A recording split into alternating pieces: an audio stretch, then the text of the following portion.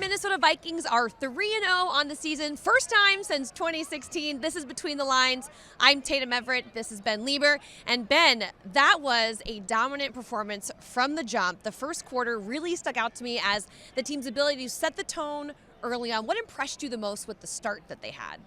I mean, just the way they're able to capitalize. I mean, anytime you can get a takeaway, it doesn't matter where it's at, what point of the game, you want to capitalize and put points to the board. At the end of the day, we had, 2 takes, and we got 14 points off of both. They're being a former defensive player, I know what that feels like, to have all of that gaining that momentum, getting that takeaway, and then you're watching from the sideline, you're like, come on, guys, punch it in. And then, yeah. It's just this exponential, wave of emotion that kind of takes over the whole sideline. So, to have that start like they did, and, we a little bit of a sleepy second quarter, but after that, I mean, it was just a pure dominant performance by the whole team. Right, final score 34-7, the Vikings as victors. You were in the locker room, I'm sure a lot of celebration.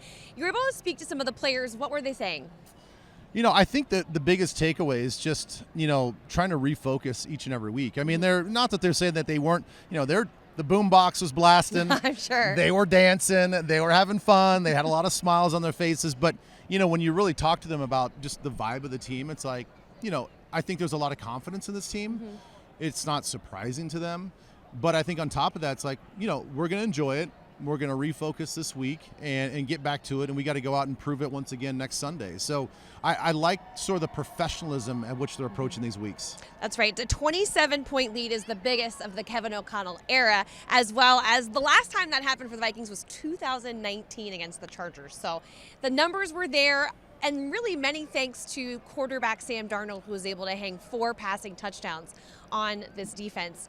I can't explain to you how much love I felt for him when he went out of the game and when he came back in. The amount of cheers for this guy, I think Vikings fans really feel confident in their quarterback. Well, I get it, Vikings fans. I get it, okay? He's having a great start, and I know what you're all collectively thinking. When he goes down hobbling, he tries to walk, he's limping on that left knee, he goes down again, the trainers come out. I could feel it in the stadium. Everybody's like, just really? Tense. This is what's going to happen to us. We're going to have this great start to the season, and our starting quarterback's going to go out. So you're right. When he comes out of the tent and he grabs his helmet and starts warming up and he walks back on the field, I mean, you could feel not only just excitement that he's back in this game, but I think there was a collective sigh for okay, this is not going to be a big injury that's going to keep him out for a long time. For sure. Now, he had 4 passing touchdowns, as I mentioned. He's 8 touchdowns on the year to 2 interceptions. It's a great ratio, and he also leads the NFL in passing touchdowns currently while we record this, because obviously half the league hasn't played yet. His performance so far, the ability to stand in the pocket, to be poised, to read through his progressions.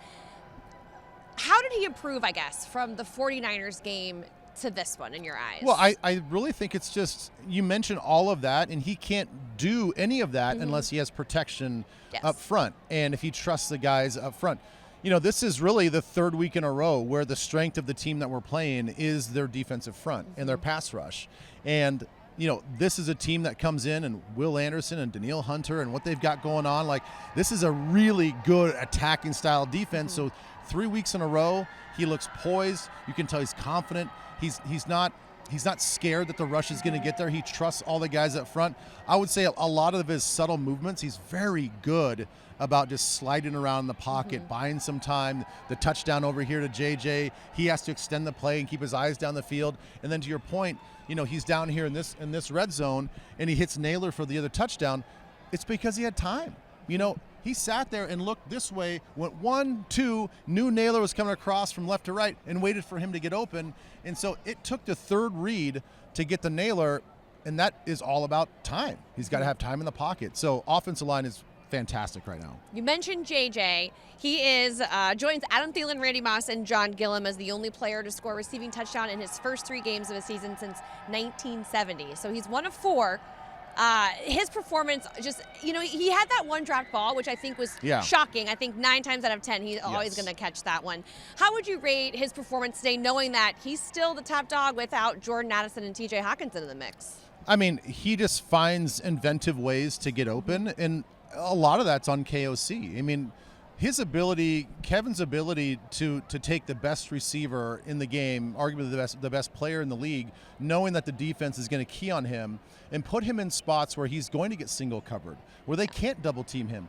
Get him on the run, get him off the line of scrimmage that he can't get jammed. So, as a defensive player, again, like, it's so frustrating when like, that's the one guy that we have to stop. Yeah. And we still can't stop him because the scheme doesn't allow us to do what we want to do. And so a lot of it is what KOC and Wes have done to get him open. But obviously, the way that JJ runs routes, his feel of the game, I mean, it's elite. And so you put all that together and he's unstoppable. How about the play where they put him in the backfield to give Aaron Jones that opportunity to get his touchdown of the game? Well, it's funny because when you watch and you're watching the Texans the last couple of games, they did the same thing with Nico Collins. They'll put him in the backfield and do some some gadgety stuff. So it's a little bit of a copycat league. So I'm sure that I'm sure that's in the playbook. But also when you're watching film of the other team, you'll see that and be like, they put their best receiver in the backfield and throw a little wrinkle in there. Maybe we can do a little bit of the same thing. So even going back to last week when he was run blocking over here and got the thigh bruise. Yeah. He admitted that he wasn't even supposed to do that. He was supposed to just run the route and run that guy off. But, like, he's such a team player that he's got to go in there. He feels like he's got to dig that guy out to be a good team player and a blocker. So he just does all the things that the team asked him to do. Aaron Jones is also one of the big favorites from today. His performance, he went above 100 yards for the first time as a Viking. 148 all-purpose yards, really. I mean, to see him cut some of those edges, it really feels like they've had a new wrinkle in their run game, and teams have to respect that. Yeah. How do you prepare for that now as a defense who faces the Vikings? Well, I mean, you just have to be super, super disciplined with all of your rush angles and the gap integrity, because as defenses try to throw off our passing game and they want to be deceptive like we're deceptive, and they're moving guys around and they're putting guys in different spots, and then we can run the ball amongst all of that deception and movement. Like, it's hard to keep your integrity and your gaps. And we have two guys in Ty Chandler that they can press the line of scrimmage and then they can make you commit to your run angle, but then all of a sudden they've got the speed to break it to the outside. And then they got the wiggle to make a guy miss, in the hole. So those two guys, and then Aaron's so good at that, of just like running through the line and knifing through the defense. Like, it's really, really hard because it has to keep the defense so disciplined.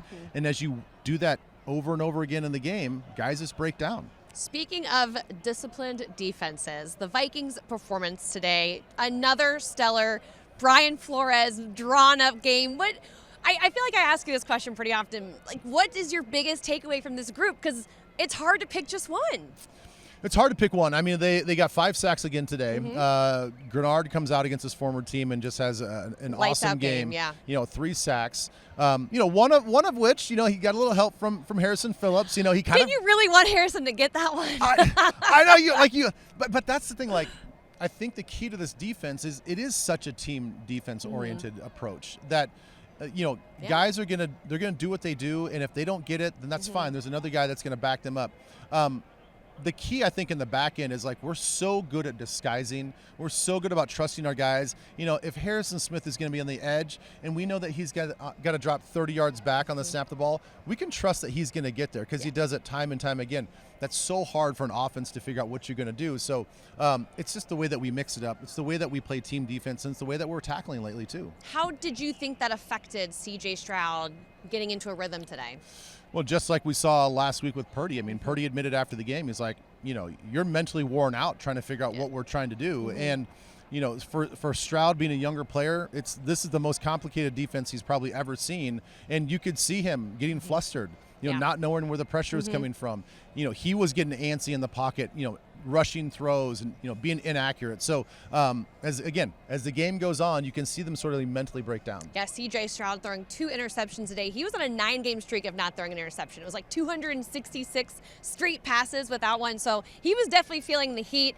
And a lot of it, I think, had to do with this crowd. Ben, I'm not going to lie. Wow. I have not seen a regular season crowd like this in my 3 seasons and some change ever. It was insane. And I could see that really affected the Texans offense. Oh my gosh. Laramie Tunsil had he had 75 false starts today. Not good. he was not good. And, part of it was just, their alignment, they weren't getting lined up the way they were supposed to. But, you could tell this crowd noise really affected their cadence, the way that they could hear in the huddle, the way they could hear in the offensive line. They couldn't hear the snap count.